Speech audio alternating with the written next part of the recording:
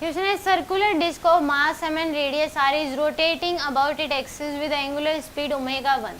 If another stationary disk having radius r by 2 and same mass m is dropped coaxially on the rotating disk, the both disks attain constant angular speed omega 2. The energy loss in the processing p% of the initial energy.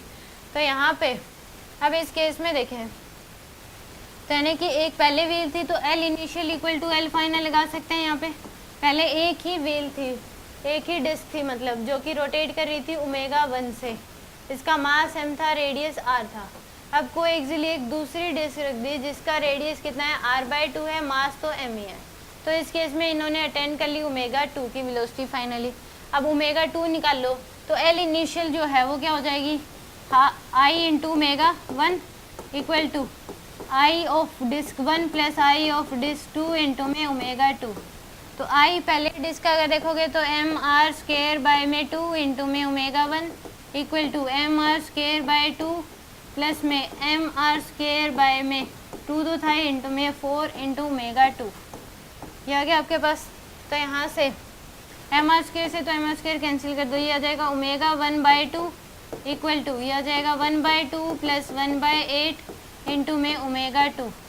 तो यहाँ से आपके पास जो value आएगी वो कितनी आ जाएगी, omega 1/2 equal to 8 LCM ले लो तो 4 प्लस 1 ओमेगा 2। तो आ जाएगी ओमेगा 1/2 इक्वल टू 5/8 ओमेगा 2। तो यहाँ से ओमेगा 2 की जो वैल्यू है वो कितनी आ जाएगी आपके पास, 8/10 ओमेगा 1।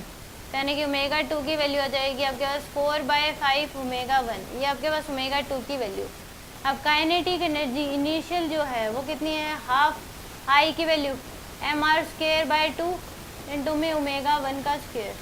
काइनेटिक एनर्जी फाइनल तो पहले तो यहाँ पे फाइनल काइनेटिक एनर्जी अगर हम लिखेंगे काइनेटिक एनर्जी फाइनल तो हाफ तो कॉमन ले लो, हाफ आई ओमेगा स्केयर होता है।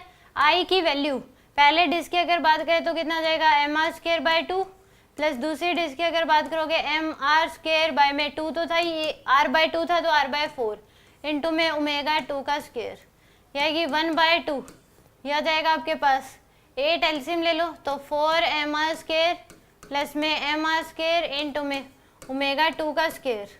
तो आ जाएगा आपके पास 5/16 एम आर स्केयर इंटू में कितना आ जाएगा, ओमेगा 2 का स्केयर।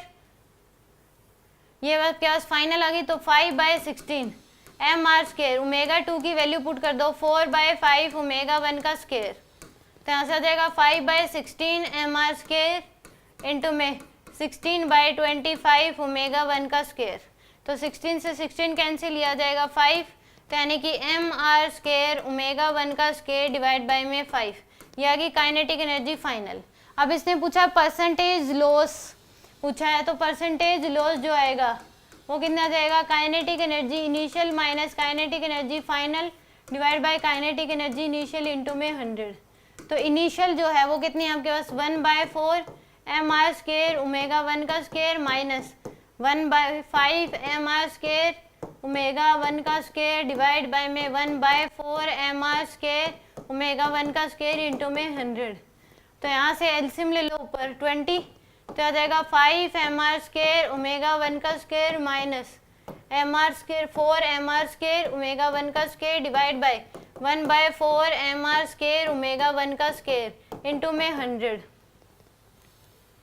तो यहाँ से ये आ जाएगा आपके पास 1/20 एम आर स्केयर ओमेगा 1 का स्केयर इंटू में आ जाएगा 4 बाय में एम आर स्केयर ओमेगा 1 का स्केयर इंटू में 100।